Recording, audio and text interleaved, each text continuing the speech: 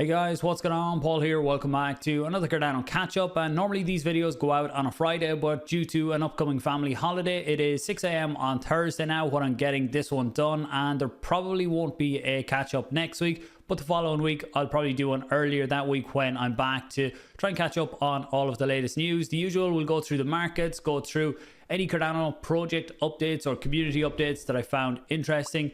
Share the video out if you think others will benefit. Give the video a like, subscribe if you're new, comment questions, I do appreciate it. Let's jump into it.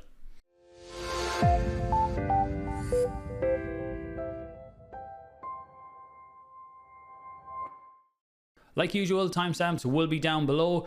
Quick look at CoinMarketCap before we get into TVL and Cardano projects. You can see Bitcoin pushed up over 30k yesterday with over 21% gain for the week. In terms of Cardano ADA, up 15% for the week after the week previous that we had with the SEC and everything that happened. It's nice to see some green back in the market, and a lot of that is down to what has happened in the last few days with ETFs and a few other big players coming into the market, which I'll touch on towards the end. And myself and Paddy in the live stream yesterday went a bit deeper into all of what's going on there.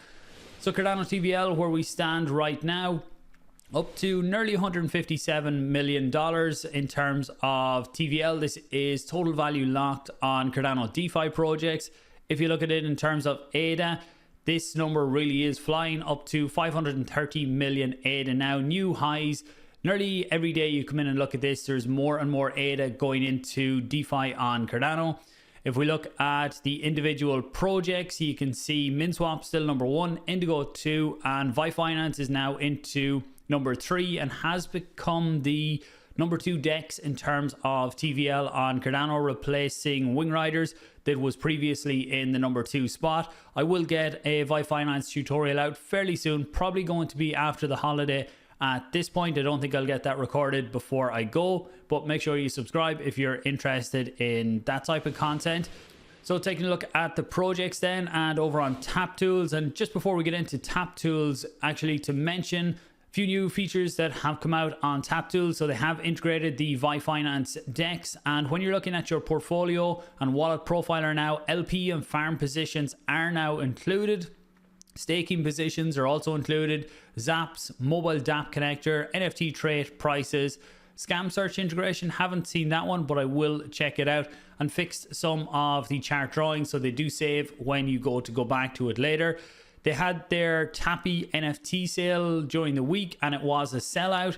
So if you want to access the pro features on Taptools now, you do need one of their NFTs. You can get them over on JPEG Store. Currently the floor for that is 590 ADA. So one NFT gives you access to the pro features on Taptools for 420 days.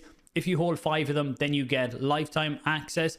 So if you are doing a decent bit of trading on Cardano, on the different projects that are on Cardano, then getting one of them might be a good investment. All depends on the numbers that you're trading, but the usual features, the normal basic features on Taptools are still there for everyone to use. You can come in, you can check the charts on the individual projects, you can see what's going on with trending. It's only when you start to really dive down into the wallet profiler to see the individual transactions, the individual trades per wallet, that you need to start looking at the pro features. If we reorder this just to get it by market cap, top 10 hasn't really changed much in the last 10 days. Don't think it has changed at all. ViFinance has been climbing up along with the DEX doing well. The token price has been doing fairly well. If we look at the gainers then, IAGON, IAG is the biggest gainer in the top 25 for the last week with 125%, really impressive gains there. ViFinance, Milk, ADA following up behind it. And IAGON, just for anyone not familiar, one of the biggest reasons I think for the price gain is they've kicked off their testing program for IAGON storage node. The biggest thing they're doing is decentralized storage, but they're also doing a bit more. And I have this post here that they put out a few days ago, actually just yesterday, and I will leave a link to this one below that you can check it out. So it goes through everything that they're doing, not just decentralized storage, and all of the dApps that they're trying to build. Maybe in a future video I will try and cover them in more depth, but for anyone who wants to jump ahead and take a look at it, I will leave links to that down below. that's kind of it. I don't want to stay on any section too long today. So next up, we take a look at VESPR Wallet, which have rolled out some really nice new updates in the last few days. So they have added in staking on the wallet. So anyone who's used it will know that it is a really nice, simple, intuitive UI to use on your phone for a Cardano wallet. They have the dApp browser. They also now have staking. So effectively, you can do everything on the VESPR wallet that you could do on a desktop wallet. So I will do a tutorial on that one fairly soon too. But if you haven't checked it out and you're looking for a mobile wallet, then I would say right now VESPR is the go-to for Cardano users. In terms of dApps on Cardano, Yamfore have launched their testnet. I had a very quick look at it, but haven't got to have a proper play around with it yet. Once I get back from holidays, I will check it out in more in-depth and cover it in a video. There is a fairly detailed user guide there if you want to check it out, and what you need to do, how to get the tokens, and how to go in and test it out. Again, the links for all of that will be down below. Haven't seen when mainnet is going to be coming yet, but once I hear about that, I'll let you know, and I'll give you my impressions of it once I get to test out the testnet. Other dApps then, we have Indigo protocol. They have open source, yet again open sourced more of their tools to make it really transparent. They have officially open sourced the Indigo protocol rewards tool. So this is to help people estimate the Indi rewards and APR for both liquidity pools and stability pools. So allowing anyone to go in and see how they're calculating everything, how all of the rewards are calculated, so the community can double check that everything's being done right and completely transparently. Indigo protocol has been a standout dApp on Cardano so far for everything they've been doing, open sourcing different aspects, and has been extremely solid for what they've launched so far. Looking forward to seeing where that one goes in the future. Definitely due a catch up with Eric fairly soon to find out what is the latest for Indigo and what the future looks like for them too. And then a new dApp that will be coming out tomorrow for Cardano is Levvy Finance. I did interview the team earlier in the week. This is coming from the Ape Society team. So I put out that interview earlier in the week and took a very quick look at what we know so far. Basically, this is to help you unlock liquidity that is in your NFTs. So it allows you to use your NFTs as collateral and take out loans against them. Some differences to what is out there already. Fluid Finance would be the most well-known one that offers very similar features so far. Once this is live, I will walk through them and maybe compare some of the different options that people have out there for unlocking some of the liquidity. So if you're a long-term holder, it allows you to, in the short term, unlock some liquidity that you could use for something else, whether that's getting involved in DeFi or looking to earn in other ways. I look at that when Levvy is live, when I can test it out, and we'll see where it all stands then. Moving on then to Cardano updates, and Rick has a tweet here about Cardano node 8.1.1, which is the latest Cardano node version. So this is for SPOs. There is a recommendation now that we can safely upgrade to this version.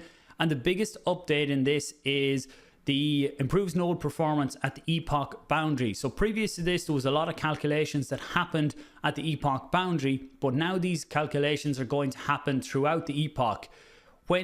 As the chain got bigger and there was a lot more things happening on it, these calculations took a bit longer. So that meant that in the first few minutes of a new epoch, a lot of times there was blocks lost there, blocks weren't minted. So if an SPO was given a block in the first 2-3 minutes of an epoch, there was always a good chance you weren't going to get that block because the chain was catching up. Now the transition should be extremely smooth and we shouldn't see that kind of drop off. Was only very small, but we want to iron out any little things that can be, and this to me will be a really great improvement for the Cardano blockchain.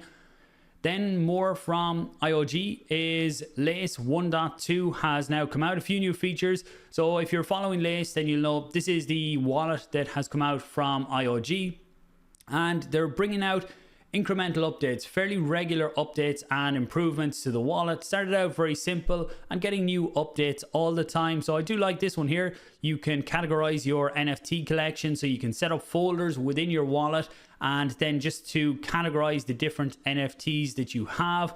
Talking about your balance, you now have privacy. You can turn on and off, or you can toggle on and off the balance that it's going to show or not show. Improved dApp connector, balance displayed right. I think there was some issues with some of the prices for tokens. That seems to be fixed now, and in general they say it's going to be faster, the wallet. So nice to see some updates coming out for Lace. Then moving on to some non-Cardano specific things, but some important things for the overall crypto market and do impact Cardano too. So Jerome Powell yesterday, the Fed chairman, was talking, and a really interesting thing he said was, we see stablecoins as a form of money. This is very different to what was being said a year ago or even just a few months ago about how dangerous and how bad stablecoins were, when they were really trying to push the narrative of their own CBDCs and what they were trying to do with the digital dollar. Now they see that stablecoins, or are recognizing that stablecoins are legitimate in what they're trying to do. This could bring more regulation into it, but that's not a bad thing. The more regulation we have on entities that are backed like that, more transparency for the end users to see what is backing them up, then that's only going to be a good thing. This was one of the pieces of news that really helped push Bitcoin above 30k yesterday. Okay, I was going to then get into all of the ETFs that have been announced, or the ETF applications that have been announced in the last few days, but see a good post by Conrad here, which I'll talk through instead. We seen first off was BlackRock, then we have Fidelity, and there's been 3 or 4 other ones in the last few days announced for spot Bitcoin ETFs, which I don't know if any of them will be approved just yet, but this really is showing that the big players, I would say, no, the crypto isn't going anywhere. No matter what's going on with the SEC and everything there, then a lot of big players are getting themselves positioned. Is there manipulation going on here that helped drive the market down so a lot of these bigger guys could get into the market at lower levels? I'll let people decide for themselves, but definitely some strange things going on there. So Conrad's post then, to sum up the last 30 days, the largest bank in Germany will offer crypto services to their clients. So this is where they are applying to legally be allowed to hold clients' crypto. So look, I'm a proponent of owning your own crypto, holding custody of your own crypto. But services like this will be good for new people coming into the market. And there's some people who will always want to trust a centralized entity. And for them, that's fine. But I would say as you progress, learn to be able to control your own keys yourself. Largest fund on the planet, BlackRock, applied for a Bitcoin spot ETF. That was the first of many. Largest banks in the US joined forces to launch their own crypto DEX, or their own crypto exchange, EDX. That's where I think there's lots of questions around how much of this was all planned to allow them to come into the market, when you see the SEC going after Binance and Coinbase, the biggest exchanges out there, and then all of a sudden some really big players in the US launch their own DEX. We'll see how it plays out. In the long term, this is all good for legitimizing crypto. The largest telecom in Germany, Deutsche Telekom, became a Polygon validator. Multiple other enormous funds have revived their Bitcoin spot ETFs. So that's what I was saying, that there's 5 or 6 of them now in the last few days. Hong Kong is back in the crypto business and wants to attract crypto money with China's permission. And closing it out, Charles is looking for alien technology to really bring Cardano to the next level with the next hard fork. Could potentially include alien technology. And just for anyone that hasn't seen it, there's lots of stuff going around about that. Charles has other interests outside of just Cardano. One of them was, there was a meteor fell in the ocean somewhere, and he funded an expedition to go out and try and scrape and see what they could find from that. So some interesting memes across Twitter and other social medias about what's going on there with Cardano and aliens. But if you haven't seen it, that's where the core of it is coming from. Thanks for watching, guys. I do appreciate it. Give the video a share, like, anything like that is much appreciated to help push the content out. Probably no Cardano catch up next week. Maybe a live stream with Paddy. I'll see how the timing works. But if not, I will talk to you when I'm back. And thanks for watching.